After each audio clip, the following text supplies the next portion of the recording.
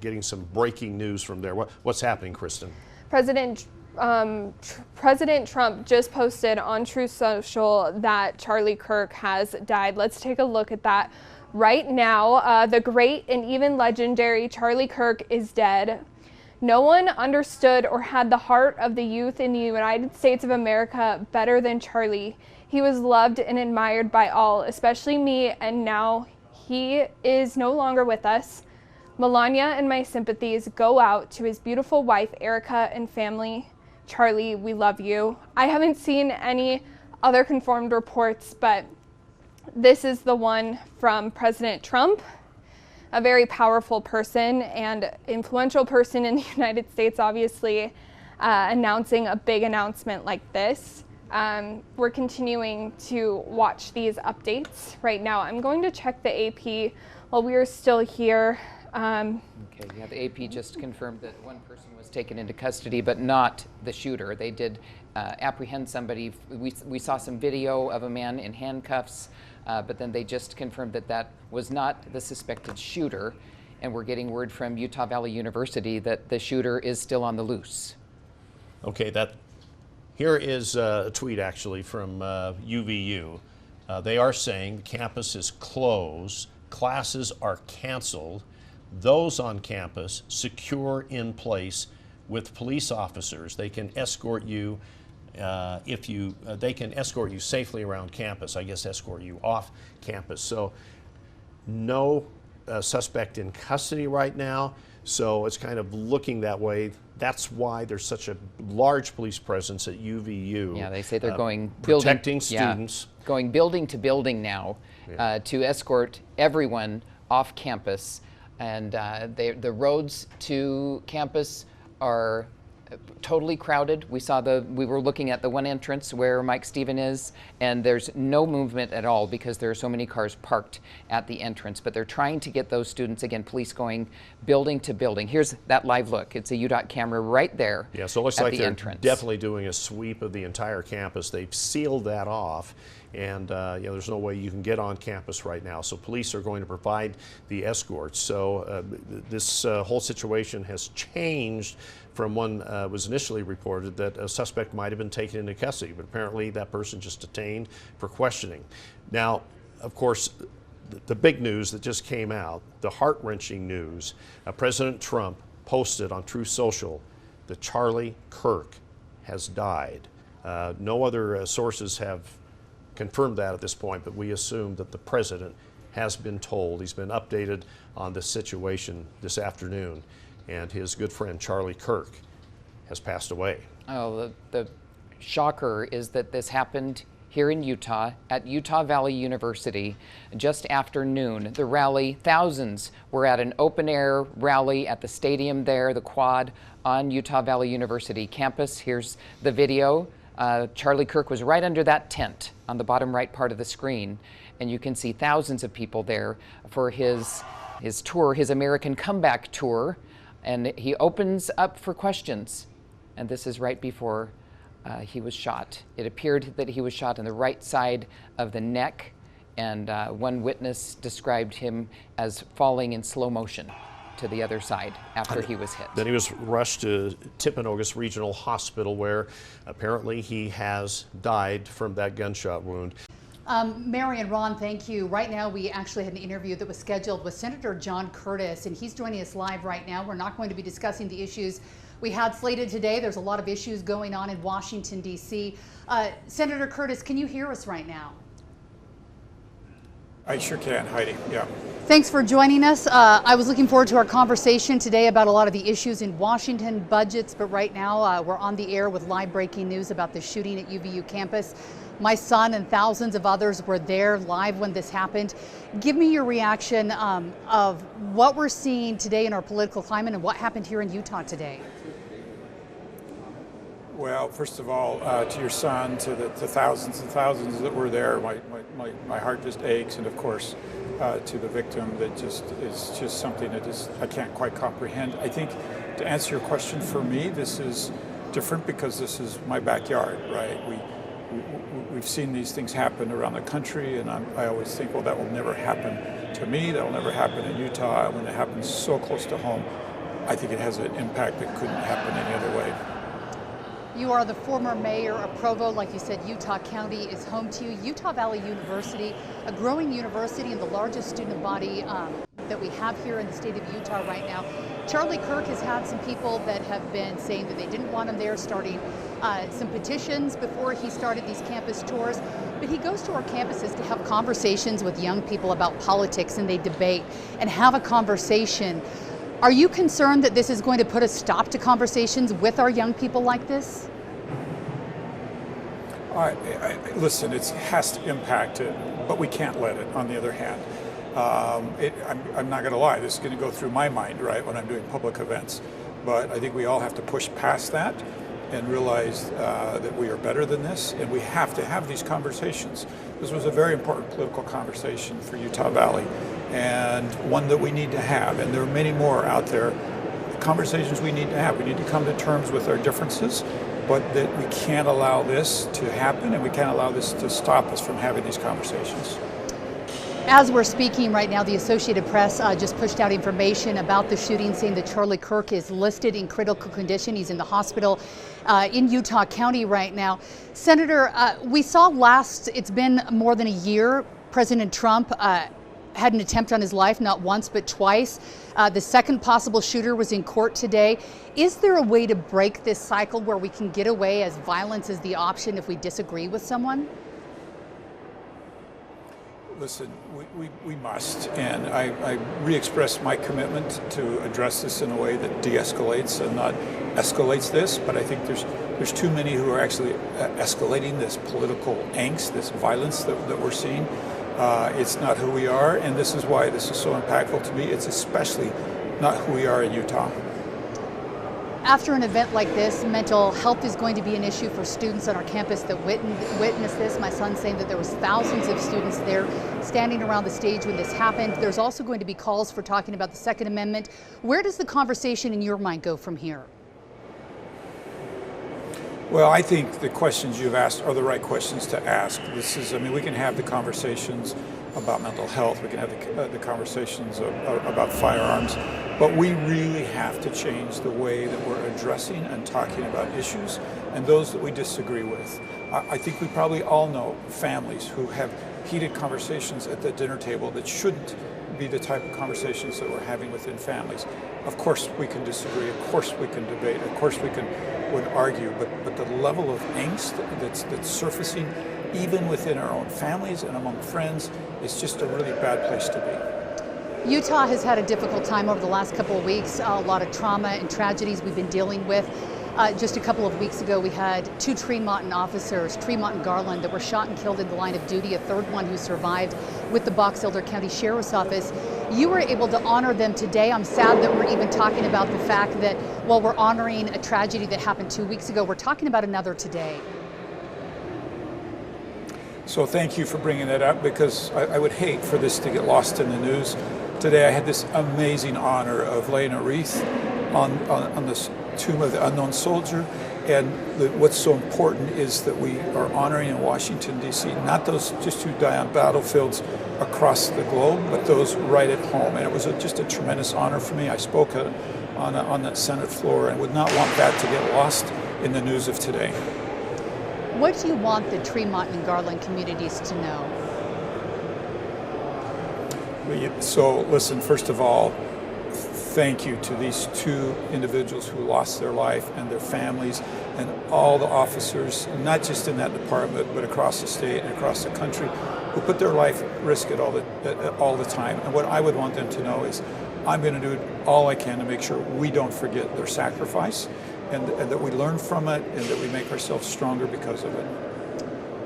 Senator John Curtis, thank you so much for joining us today. I'll let you have the final word here today. We'll save all the topics we had planned for another day when it feels a little more appropriate. Anything else you'd want people back in your district, back home, to know about? Yeah, listen, my heart goes out to Charlie. The fact that he's in critical condition actually gives me a little bit of hope that he'll be okay. I hope that he will. My heart goes out to really everybody who was there, as you mentioned. They too are victims today. And I hope Utah can quickly heal and move on to be the great state that we know that we are. All right, Senator John Curtis joining us from the Russell Rotunda on the complex there of the Capitol today in Washington, D.C. Thanks so much for your time. Brian, I know that you're just getting situated where you are. We do see authorities behind you. What was the tone where you are? What are you seeing? What are you hearing right now? Well, Jimmy and Mark, we've actually been in this area for about an hour, and I want to share some of the things that we've seen. So this location right here is 8th South, 8th West. We're right on the corner with the Meeting House, the Church of Jesus Christ of Latter-day Saints, that just is right across the street from campus. And this area was very busy just about 15 minutes ago with SWAT and local officers that were combing cars, looking in windows, going into buildings, checking everything they could. And Mark, I heard you mention they may not know who this person is that they're looking for. They were often checking their cell phone when they were looking at people. Looking at me, for example, as I was on the other side of the street, they were checking a phone as if it were something that they had a picture of this individual, maybe a reference point. So just to clarify, they've been looking for someone, and I do have the idea, just by what we saw with body language, that they probably have a good idea of who that person is. However, extremely active here with the DPS helicopter circling campus as well. I want to bring in Sam real quick. Sam just popped over here to the area as we were getting set up to talk to you. And Sam, you go to a local high school, you go to UCAS, and you were telling me there's a lot of high school students that were here today. What did you witness today? I was standing right outside the glass walls next in the food court, and everybody just started running in and screaming. The girls were crying. It was just insane. People were saying there was a shooter. Me and my friend, we were just like, holy cow, what is going on? We just ran out the back doors and just went back to school. And then everything got locked down. They're not letting kids leave right now. It's just crazy. Now, when did you hear about Charlie Kirk coming to campus, and why did you want to see him? My friend Derek, he actually sent me a reel on Instagram about Charlie Kirk coming about a week ago. And then my cousin recently was telling me about how he can get extra credit if you go and see Charlie Kirk at this event. And that was from a local high school, correct? Yeah, and it was from Skyridge, I know, was getting extra credit. And so I knew a bunch of like high schoolers that were going there, and everybody was coming down. And it was also Wolverine Wednesday, so there was pizza. It was just so many, it was just crazy. Where were you? You heard the shot, is that correct? Where were you when you heard the shot? I was inside UVU still. I was walking out the glass doors. Okay, and when you walked out, you mentioned just people, I guess, in panic, screaming and running in all directions? Yeah, it was just insane. How are you processing what you saw? I mean, you've been walking around kind of milling about. There's a lot of students that are walking around milling about, but it's been a few hours now. How are you kind of recounting the day's events here and processing all of that internally? I'm still shaken. It's hard to process because I'm just sitting in class and they're like, oh my gosh, he's announced dead. He's died, and it's just insane. And then we're looking at these videos because there's videos of him being shot. It's just I feel like I'm still in shock right now. It's just insane. What did you want to hear from Charlie? You were excited to hear him speak, right? I don't know a lot about Charlie, but I was just interested in what other people were going to say to Charlie and what was going to happen. And something happened, which is just insane. Anything else you want to share with us today? Thanks for a few minutes, and glad you're okay. I don't know. I just feel like it was something that totally could have been stopped if they would have maybe checked bags or done something to protect him. And because they had cops above on the walkways. They had cops above on the walkways who were stopping what I assume people from throwing stuff down towards him. So I wonder why there wasn't any level of security taken to stop people around, like in front of him or anything like that. So you didn't see any true security measures other than maybe from afar, is that correct? Yeah, it was just, there was not a lot of cops there. I've seen more cops at UVU during sporting events than right now, this is the most amount of kids I've ever seen at UVU. Just insane. Thanks for coming over and talking. I'm glad you're okay, and thanks for a few minutes. Yeah. And I hope obviously you're able to process everything that took place here. It's very heavy. When you watch officers walk around campus here still, I mean, this is hours later, is there a level of fear for you, knowing that maybe they're still looking for somebody, or are you okay and just kind of going about your business? I thought we were fine until they said they got the wrong guy and he's still out, and now there's all these cops by my school, and I saw the SWAT team from our window. And I'm just thinking, oh my gosh, this is so much realer than I could have imagined. It's just insane. Anything else you want to add while I have you, Sam? I think that's everything, man. Thank you for your time. Yeah. Be safe. Get back to school. All that good stuff.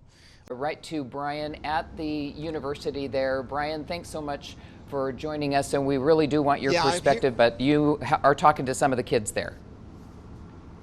Yeah, we have already. We've talked to some people who were there when the shots happened. One of them is Dallin Gilbertson. So what did you see when you were in the quad today as Charlie Kirk was making his presentation? Yeah, so I was probably third or fourth row and people were in front of me, so I could hear him, but I couldn't really see him very well. Then all of a sudden I hear one gunshot, and then everyone starts running, right? Because there's a gunshot. And I'm running, and then I escaped, thankfully, and I'm safe. But I did not see him personally. I did not see the gunshot. I did not see him go back because people were in front of me. But you're very close to the stage with him, right? There's like 3 or 4 rows, okay. But then there's quite a bit of a distance in between that. Okay. So it's like still a good distance away. Did you hear where the shot came from? It sounded like it was from in back of us and above us. That's what I would say. Did you see the shooter? I did not. Did you see what happened to Charlie Kirk after the shot was fired? I did not see what happened to him after the shot was fired, no. Okay. And people are running all over the place. What did you do? I was with my friend, and I was running with him, and yeah, we just ran out and we got to safety. That's all that really happened. I just ran with him.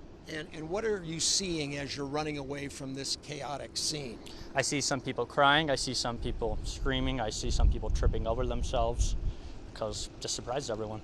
So this was in the quad. It was outside. Correct, yeah. When you went into this area, did anybody check you? Did you have to give them a backpack? Did you see any metal detectors? No, I could just walk in, and I just called my friend and said, hey, where are you at? And I walked in, and everyone just pulled up like any social event, really. Did you have a ticket?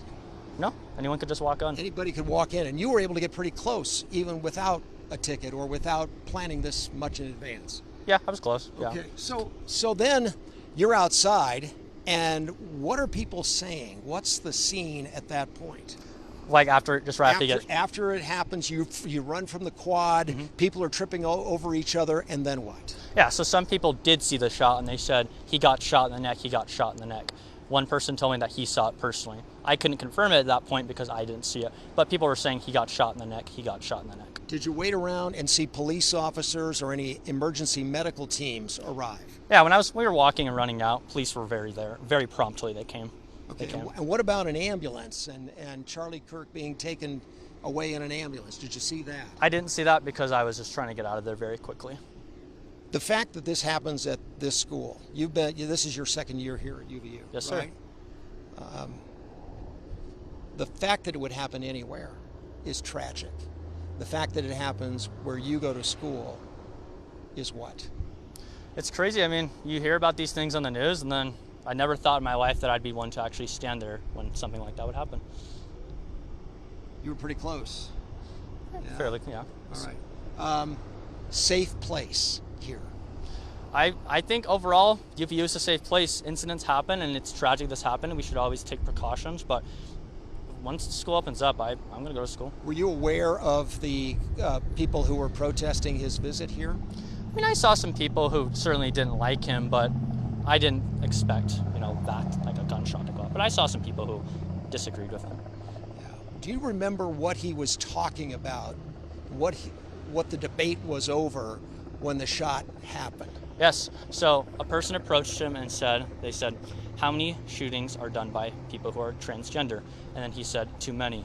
And then the debate, I didn't remember all the debate after that, but they were debating about gun violence. And then 30 seconds after they start debating this, a gunshot goes off. So the first question is about how many shootings are done by trans people? It wasn't the first question. They were talking about something else before that, but that was a question. That was a question, and yeah. that was before the gunfire. Yeah, right as they start talking. And then Charlie Kirk is talking about gun violence in general.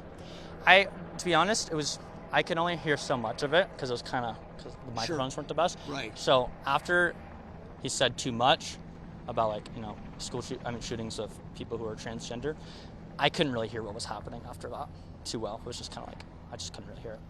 So there's that. And then is the person that he's speaking with, because he does a lot of debating with college students, right? Mm-hmm. Is the person he's speaking with, engaging with him at that point, going back and forth? Yeah, I could hear a little back and forth. I couldn't hear specifically what was being said, but there was some back and forth, yeah. Frightening to you? In the moment, to be honest, I was just confused to what was going on. I was just like, wait, what's happening? So to be honest, my first emotions or feelings were just confusion. And that was what a lot of people were thinking? I would think so. I would think they were, just confused. Like no one expected this to just happen. Yeah.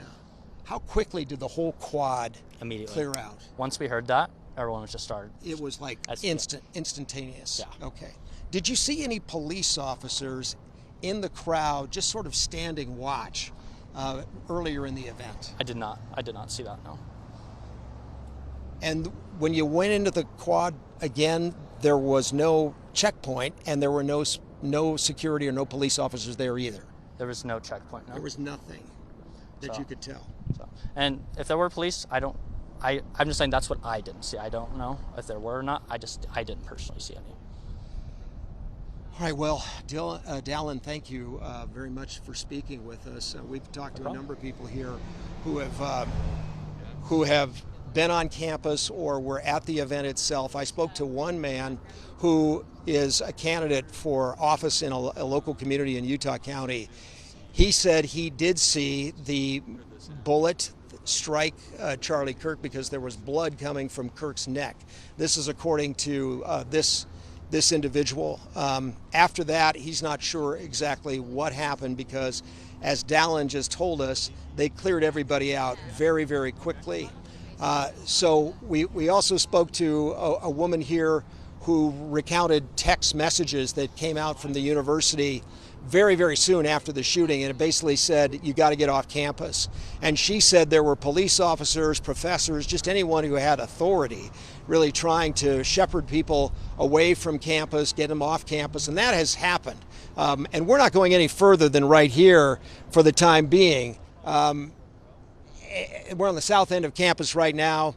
We understand that police have a presence over on the ball fields. They want to talk to us over there. That's probably a mile and a half away, so we'll get there as soon as we can. But we've seen a stream of cars leave. We've talked to people who were there. This was a chilling scene, and as you heard just now from him, the question was about shootings by trans individuals, and then there was a question and maybe some exchanges about gun violence, perhaps gun control, we don't know, and then the shot was fired. So we are, as I mentioned, on the south end of the campus. We're going to try to get a little bit more information. We'll be back with you. For now, at UVU, Brian Malahi, KUTV2 News.